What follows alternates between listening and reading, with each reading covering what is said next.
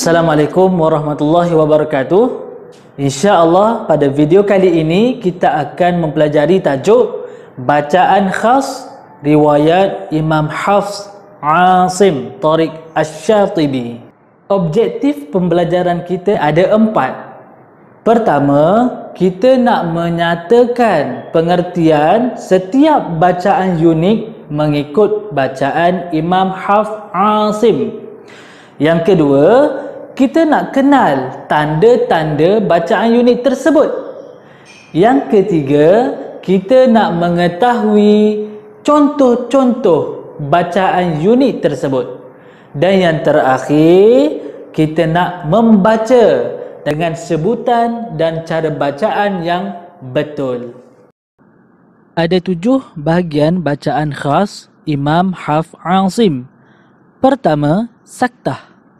Kedua, imalah. Ketiga, naqal. Keempat, tashil. Kelima, ibdal. Keenam, ishmam. Dan yang ketujuh, raum. Pertama, bacaan saktah. Dari segi istilah, kita memberhentikan bacaan seketika dengan kadar 2 harakat. Kemudian kita menyambung semula bacaan dengan nafas yang sama. Macam mana kita nak kenal bacaan saktah? Apa tanda-tanda saktah itu? Kita nampak sin kecil di dalam Al-Quran. Dan kita kena ingat bacaan saktah ini berlaku hanya ketika kita membaca dengan bersambung. Ada 4 tempat yang wajib kita membaca dengan bacaan saktah. Yang pertama, dalam surah Al-Kahfi pada ayat pertama dan ayat yang kedua. Yang kedua, dalam surah Yasin pada ayat yang ke-52. Yang ketiga, dalam surah Al-Mutaffifin pada ayat yang ke-14. Dan yang keempat, surah Al-Qiyamah ayat yang ke-27. Sekarang kita pergi kepada cara bacaan saktah dalam contoh-contoh yang diberikan. Yang pertama, surah Al-Kahfi ayat pertama dan kedua. A'udzu billahi minasyaitonir rajim. Alhamdulillahilladzi anzala ala 'abdihil kitaba wa lam yaj'al lahu 'iwaja qayyima. Bacaan saktah pada perkataan iwaja qayyima.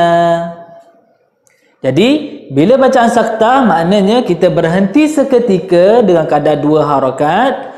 Kemudian kita sambung bacaan dengan nafas yang sama. Yang kedua, kita ambil contoh dalam surah Yasin. Qalu ya wailana man ba'athana min marqadina hadza. Bacaan saktah pada perkataan dia ada tanda sin kecil.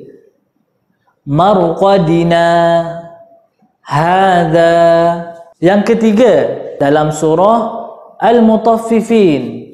Kalla bal rana ala qulubihim. Bacaan saktah pada perkataan kalla bal rana ala. Dan yang terakhir dalam contoh surah Al-Qiyamah. Wa qila man raqa. Bacaan saktah pada perkataan wa qila man raqa. Seterusnya, ada 2 tempat yang kita harus baca dengan saktah. Yang pertama dalam surah Al-Haqqah. Contohnya, a'udzu billahi minasyaitonir rajim. Ma aghna 'anni maliyah halaka 'anni sultaniyah. Yang kedua, bacaan harus saktah iaitu di antara surah Al-Anfal dan juga surah At-Taubah, iaitu di hujung perkataan surah Al-Anfal dan di awal perkataan surah At-Taubah. Contohnya, Innallaha bikulli syai'in alim, bara'atum minallah. Bacaan khas yang kedua iaitu bacaan imalah. Apa maksud imalah? Dari segi istilah, kita menyebut baris atas condong kepada baris bawah. Imalah ini ada satu saja contoh, iaitu dalam surah Hud ayat yang ke-41. Macam mana kita nak kenal bacaan imalah ini? Kita kenal melalui tanda, iaitu tanda yang berbentuk diamond yang terletak di bawah huruf Ra.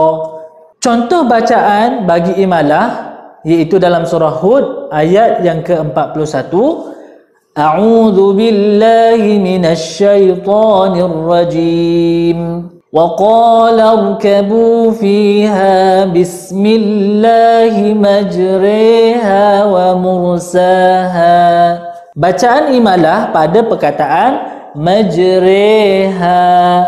Baiklah, yang ketiga bacaan khas naqal. Apa maksud naqal? Naqal dari segi bahasa pindah. Dari segi istilah, kita memindahkan baris hamzah kepada huruf mati sebelumnya, dan hamzah tersebut dihadzafkan, iaitu dibuang. Contoh bagi bacaan naqal ada satu saja tempat, iaitu di dalam surah Al-Hujurat ayat yang ke-11. A'udzu billahi minasy syaithanir rajim. Bi'sal ismul fusuq ba'dal iman. Bi'sal ismu. Asal perkataan bi'sa al-ismu. Naqal itu kita pindahkan baris hamzah, baris bawah, dan kita pindah kepada huruf mati yang sebelum, huruf lam. Kemudian hamzah tersebut dibuang. Jadi kita akan baca bi'salismu.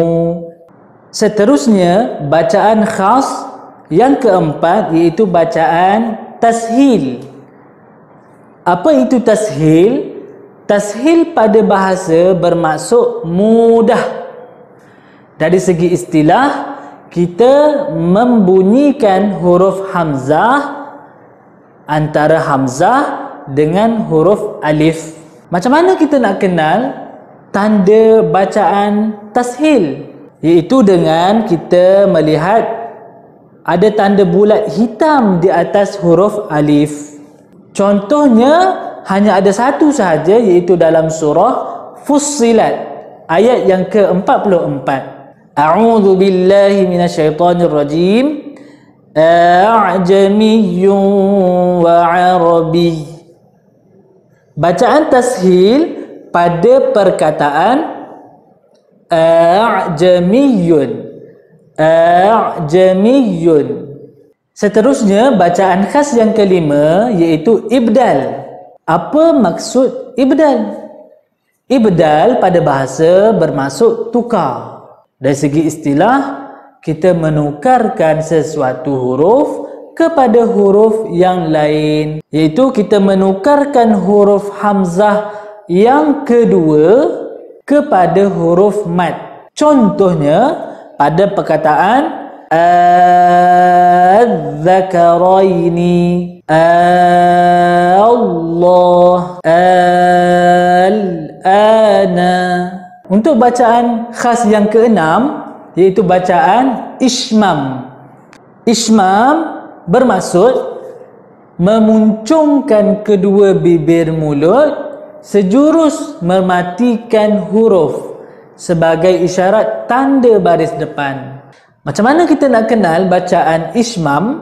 Iaitu dengan tanda, kita jumpa tanda macam diamond pada perkataan yang terdapat di dalam surah Yusuf ayat yang ke-11. Pada perkataan la ta'manna. Jadi cara bacaannya, kita muncungkan kedua bibir mulut sebagai isyarat baris depan. La ta'manna. Bacaan yang ketujuh iaitu bacaan raum. Bacaan raum iaitu kita menyebut 1/3 bunyi baris depan. Contoh bagi bacaan raum sama seperti contoh dalam bacaan ismam, iaitu perkataan la ta'manna. Tetapi bila kita baca raum, kena lafazkan bunyi baris depan, anggaran 1/3 bunyi baris depan. La ta'manna. Kesimpulannya, bacaan khas mengikut riwayat Imam Hafs Asim ada 7, iaitu bacaan saktah, bacaan imalah, bacaan naqal, bacaan tashil, bacaan ibdal, bacaan ismam dan bacaan raum. Semoga bermanfaat.